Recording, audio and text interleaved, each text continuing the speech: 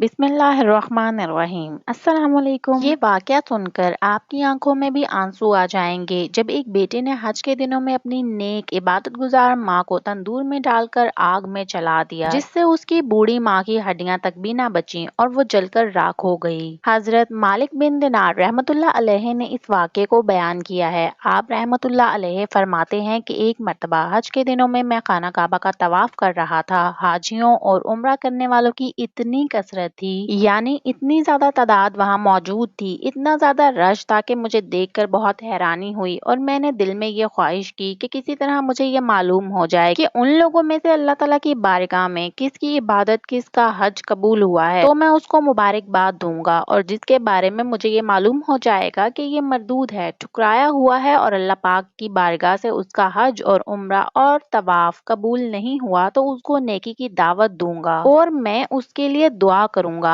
आप रहमतुल्लाह अलैहि फरमाते हैं कि उस रात जब मैं सोया तो मैंने ख्वाब में किसी कहने वाले को कहते हुए सुना, ए अल्लाह के बंदे, ए मालिक बिन दिनार रहमतुल्लाह अलैहि, आप हाजियों और उम्रा करने वालों के बारे में फिक्रमंद हैं, जानना चाहते हैं कि कौन मकबूल है और कौन मरदूद, किसका हज अल्लाह ताला की बारगाह में कबूल हुआ है और कौन ठुकराया गया है। तो सुन लें, उस मर्तबा अल्लाह ताला ने हर छोटे बड़े, मर्द औरत, सफेद और स्याह रंग वाले यानी काले गोरे, हर अरबी अजमी, हर हज और उम्रा करने वालों को बख्श दिया है, सिवाय एक शख्स के कि उस शख्स की मगफिरत नहीं होगी, वो शख्स ठुकरा दिया गया है। अल्लाह ताला का उस शख्स पर बहुत ज्यादा गज़ब है। उसका हज और उम्रा और उसकी इबादत, उसकी ज़ियारत कुछ भी अल्लाह की बारगाह में कबूल नहीं किया गया। उसका हज और उसकी इबादत उसके मुंह पर मार दी गई हैं। आप रहमतुल्लाह अलैहि फरमाते हैं, उस ख्वाब के बाद मेरी जो हालत हुई उसे अल्लाह ताला ही बेहतर जानते हैं। आप रहमतुल्लाह अलैहि फरमाते हैं, क्योंकि मैंने ये गुमान कर लिया था कि अल्लाह ताला जिस शख्स से नाराज है वो शख्स मैं ही हूँ। फिर दूसरी रात थोड़ी देर के लिए मेरी आंख लगी तो फिर मुझे उसी तरह का ख्वाब आया और ऐसी ही गैबी आवाज सुनाई दी। फिर किसी कहने वाले ने कहा, ए मालिक बिन दिनार रहमतुल्लाह अलैहि, आप वो नहीं हैं जिसका जिक्र किया जा रहा है, बल्कि वो शख्स तो एक ईरान का एक शख्स है, जिब्रान के किसी शहर बलक का रहने वाला है। उसका नाम मोहम्मद बिन हारून है। अल्लाह ताला उससे सख्त नाराज और शदीद गुस्सा है। अल्लाह का अजाब उस पर नाजिल हो चुका है क्योंकि उसका हज और उम्रा कबूल नहीं हुआ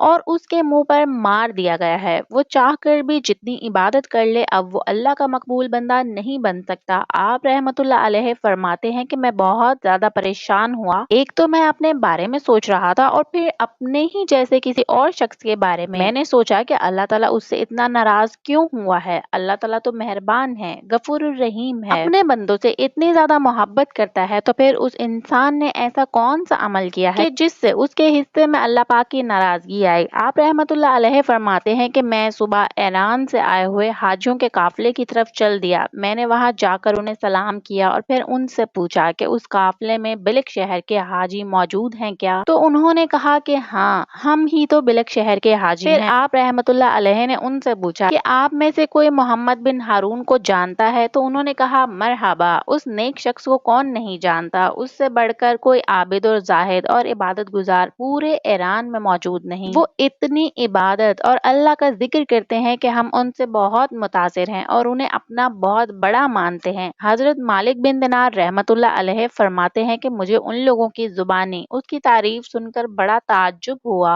क्योंकि आफताब में मामला उसके उलट था। बहरहाल मैंने उनसे कहा कि उस वक़्त वो कहाँ होंगे। लोगों ने कहा, वो 40 साल से मुसलसल रोजे रख रहा है और सारी रात इबादत में गुजार देता है। अगर तुम उसको तलाश करना चाहते हो तो मक्का मुकरमा के किसी टूटे फूटे मकान में तलाश करो, वो ऐसी ही जगहों पर रहता है। आप रहमतुल्लाह अलैहि फरमाते हैं कि उन लोगों से ये पूछ कर मैं मक्का की तरफ चल दिया और इब्ने हारून को ढूंढने लगा। भला आखिर एक दीवार के पीछे मैंने एक शख्स को देखा। मैंने जान लिया यही इब्ने हारून है। उसकी हालत ऐसी थी कि उसका सीधा हाथ कटा हुआ था और उसके हाथ की हड्डी में सुराख करके जंजीर डाल दी गई थी। इब्ने हारून ने अपने कटे हुए हाथ को जंजीर की मदद से गर्दन में लपेटा हुआ ہوا تھا، اسی طرح اس نے اپنے پیروں میں بھی بیڑیاں ڈال رکھی تھی اور وہ اسی حالت میں اللہ تعالیٰ کی عبادت کر رہا تھا۔ وہ کہنے لگا، آپ میرے پاس اس لیے آئے ہو، اگر آپ نے میرے بارے میں کوئی خواب دیکھا ہے تو بیان کر دو۔ میں نے کہا، واللہ مجھے تمہارے سامنے وہ خواب بیان کرتے ہوئے شرم محسوس ہو رہی ہے۔ وہ کہنے لگا، اے مالک بن دینار، آپ نے جو خواب دیکھا ہے بیان کر دو اور مجھ سے شرم نہ کرو۔ آپ رحمت اللہ علیہ فرماتے ہیں کہ میں نے اسے اپنا پورا خواب سنایا اور کہا کہ خواب میں نے دیکھا کہ اللہ تعالیٰ نے جس شخص کو مردود قرار دیا ہے اس کا حج قبول نہیں کیا گیا۔ آپ رحمت اللہ علیہ فرماتے ہیں کہ یہ خواب سن کر وہ کافی دیر تک روتا رہا اور پھر کہنے لگا، اے مالک بن دینار، مسلسل 40 سال سے میرے بارے میں حج کے موقع پر اسی طرح کا خواب کسی نہ کسی اللہ کے نیک اور پرہیزگار بندے کو دکھایا جاتا ہے اور اسے بتایا جاتا ہے کہ میں جہنمی ہوں۔ آپ رحمت اللہ علیہ فرماتے ہیں، اس کی یہ باتیں سن کر میں نے اس سے پوچھا، کیا تیرے اور اللہ کے درمیان کوئی بہت بڑا گناہ حائل ہے؟ اس پر محمد بن ہارون نے کہا، ہاں،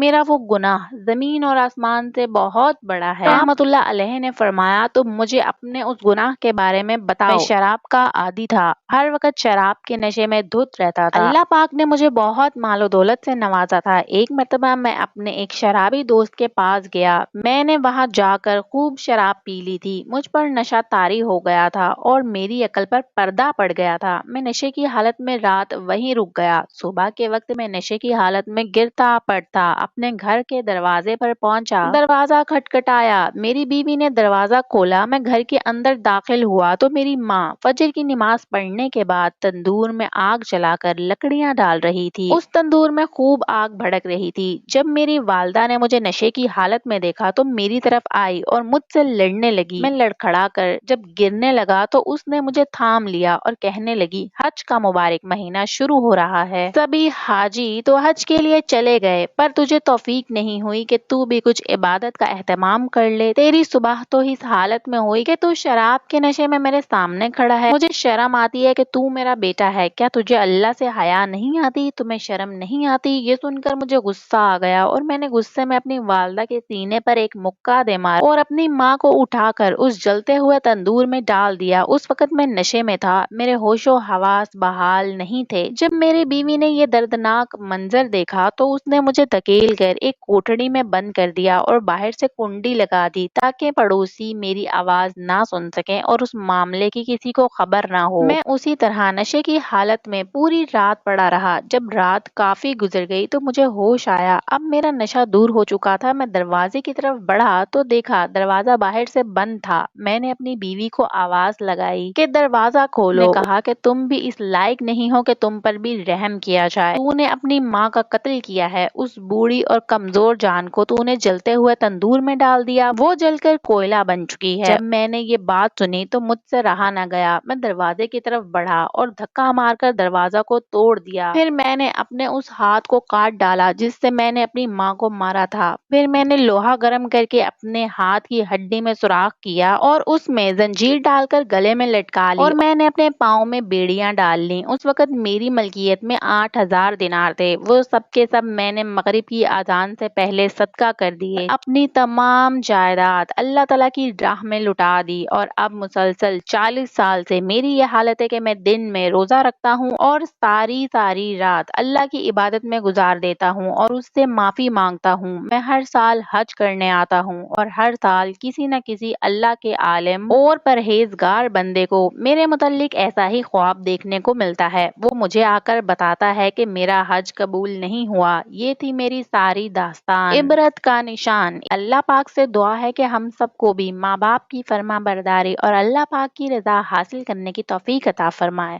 آمین ثم آمین۔ اگر آپ میرے چینل پر نئے ہیں تو میرے چینل کو سبسکرائب اور میری ویڈیو کو لائک کرنا بالکل بھی مت بھولیے۔